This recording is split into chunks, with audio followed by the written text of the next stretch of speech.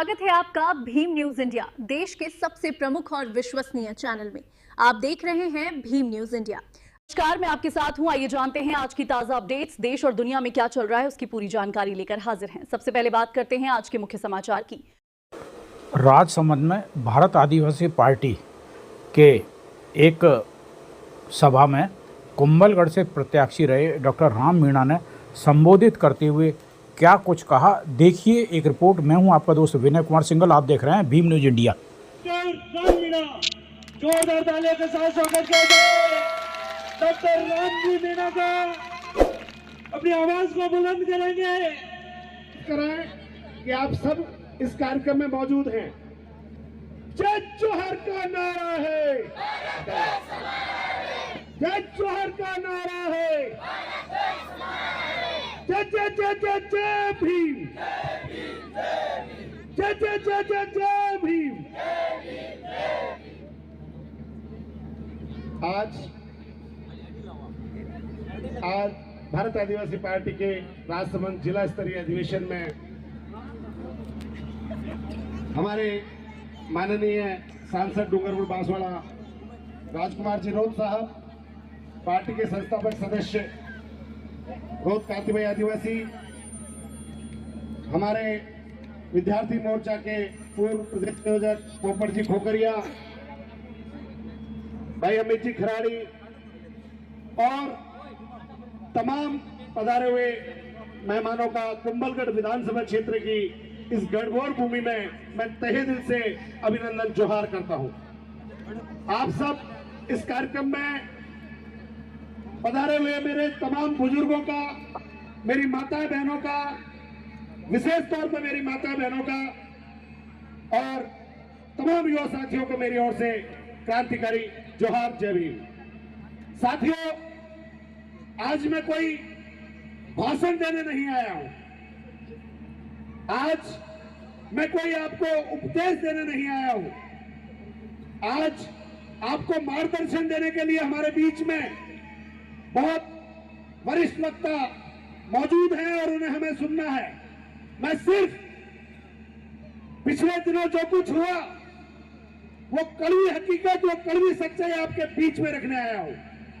आप सबको ज्ञात होगा 23 अक्टूबर को बरवाड़ा में जो घटनाक्रम हुआ, साथियों, वो घटनाक्रम पूरी तरह सोची समझी एक राजनीतिक साजिश थी और वो घटनाक्रम एक राजनीतिक साजिश के तहत एक स्पष्ट संदेश देने का प्रयास था कि जो कोई इस पूरे इलाके में शोषण के विरुद्ध गरीब की, शोषित, पीड़ित, दलित और आदिवासियों की आवाज, पिछड़ों की आवाज को अगर कोई उठाएगा तो उस आवाज को दबाने का प्रयास इसी तरह किया जाएगा, ऐसा संदेश देने का प्रयास था।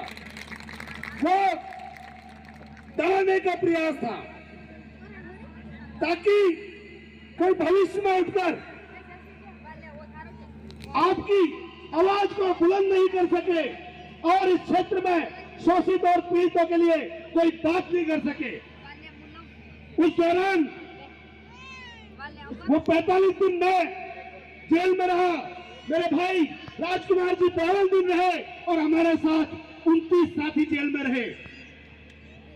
वो पुलिस कस्टडी थाने के जो हमारे साथियों के साथ अमानवीय व्यवहार हुआ, उसका नजारा भाई राजकुमार जी आज भी आपके बीच में मौजूद है।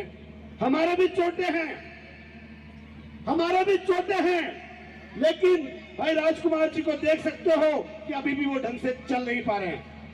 वो 45 दिन आसान नहीं थे, वो 45 दिन हमारे लिए आसान नहीं थे, वो समय हमारे लिए बहुत कठोर था। हमने शारीरिक और मानसिक यातनाएं झेली और हमें जब पुलिस कस्टडी के दौरान जिस तरह की चोटें दी गई, उन चोटों को देने का जो उनका तरीका था, उनका एकमात्र संदेश था कि इनको इतना तोड़ो कि शायद कोई दोबारा इस क्षेत्र में शोषित, वंचित और पीड़ितों की आवाज बनने का प्रयास नहीं कर पाए। वो एक गलती कर बैठे, वो सोच रहे थे कि वो जिस लोहे पर चोट मार रहे हैं वो लोहा चोट खाकर पिघल कर बह जाएगा। उन्हें पता नहीं था कि वो जिस लोहे पर चोट कर रहे हैं वो लोहा हर एक चोट पर और मजबूत औजार बन के आपके बीच में आपकी लड़ाई लेने के लिए, आपकी लड़ाई लड़ने के लिए, आपकी आवाज को मजबूत करने के लिए यहाँ खड़ा है। साथियों, आप लोगों ने अभी मुझे शायद गौर से देखा नहीं होगा। आज कुछ याद आ रहा है सुनिए को देखकर? कुछ फोटो वीडियो देखे थे, याद है? ये वही कपड़ा है जो उस दिन था और ये वही गमछा है जो उस दिन था। ये गमछा आज भी उसी ठप्पे के साथ हम लोग पहनते हैं और संघर्ष के विरुद्ध लड़ने का जज्बा रखते हैं। समय की सीमा है, लेकिन मैं आपके बीच में कुछ बातें रखना चाहता हूं। ये पूरा जो क्षेत्र है, ये जो घटना हुई, इसमें शोषण और अत्याचार के विरुद्ध पिछले करीब 1 दशक से डॉक्टर राम मीणा ने आवाज उठाई है। यहां मेरे जो सारे साथी हैं बहुत अच्छे से जानते हैं कि इस पूरे इलाके में अगर किसी नेता ने, शायद कोई नेता होगा जिसने जनता के लिए शायद इतना कुछ सहा हो, कोई है आपकी नजर में जो जनता के लिए जिसने इतना कुछ सहन किया हो? ये मैं ऐसे ही नहीं कह रहा हूं, ये मैं ऐसे ही नहीं कह रहा हूं, ये इसलिए कह रहा हूं कि वहां उस घटना स्थल पर मुझे पुलिस की मौजूदगी में, पुलिस के वाहन के अंदर बड़ाइयों की बिदोली का बींद कहकर स्थानीय लोगों ने मेरे साथ मारपीट की। यहां आज मेरे तमाम मेघवाल समाज के भाई मौजूद हैं।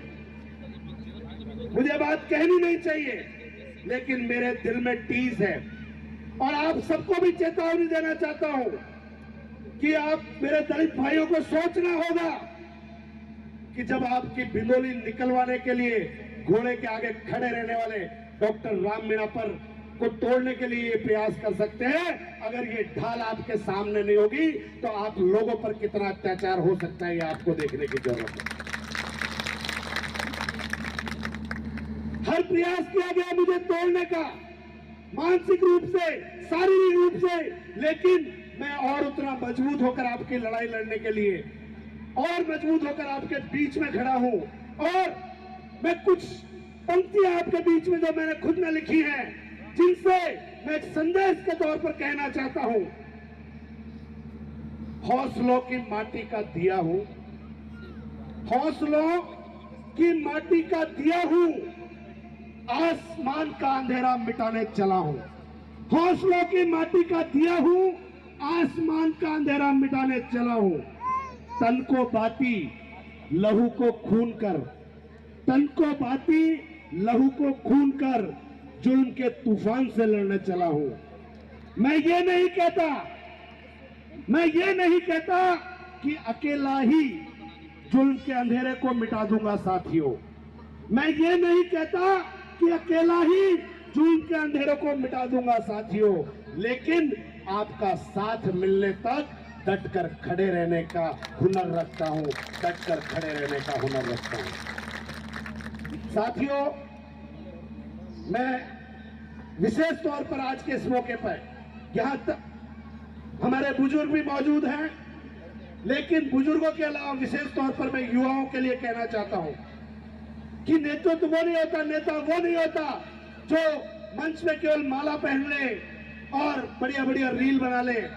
हमारे यहाँ दोनों तरह के नेताजी हैं, कुंभलगढ़ में विशेष तौर पर रील वाले भी हैं और माला वाले भी हैं, सब जानते हैं। लेकिन आपको तय करना है कि कौन आपके सुख और दुख में बराबर खड़ा रह सकता है, कौन शोषित, वंचित और पिछड़ों की लड़ाई लड़ सकता है। मेरी किसी जाति विशेष से जातिगत मेरा द्वेष नहीं है, लेकिन जब किसी गरीब का, किसी पीड़ित का और किसी दबे कुचले का शोषण होगा, वहां डॉक्टर राम मीणा और मजबूती के साथ खड़ा होगा। हमारे इन साथियों का यह बलिदान, यह संघर्ष व्यर्थ नहीं जाएगा। और मैं युवाओं से विशेष तौर पर आह्वान करना चाहता हूं। आज हमारे इस क्षेत्र के युवा, मैं माननीय सांसद साहब का इस बात पर ध्यान आकर्षित करना चाहता हूं, हमारे इस क्षेत्र का युवा शिक्षा और रोजगार के लिए दर दर की ठोकरें खा रहा है। यहाँ का आदिवासी युवा लंबे समय से विभिन्न कारणों से शिक्षा और रोजगार से वंचित है और विशेष तौर पर कुंभलगढ़ पूरे क्षेत्र सहित राजसमंद के तमाम आदिवासी बहुल इलाकों को मैं माननीय सांसद साहब से विशेष रिक्वेस्ट करता हूं कि इस पूरे इलाके को शेड्यूल एरिया में शामिल कराने के लिए आप प्रयास करें, ताकि हमारा ये एरिया टीएसपी, हमारे यहाँ के लोग शेड्यूल एरिया भी नहीं समझते। विशेष तौर पर हमारे यहाँ के युवाओं को सिर्फ एक शब्द पता है, टीएसपी। तो मैं उनकी भाषा में अगर बात करूं तो हमारा पूरा। आप देख रहे हैं भीम न्यूज़ इंडिया।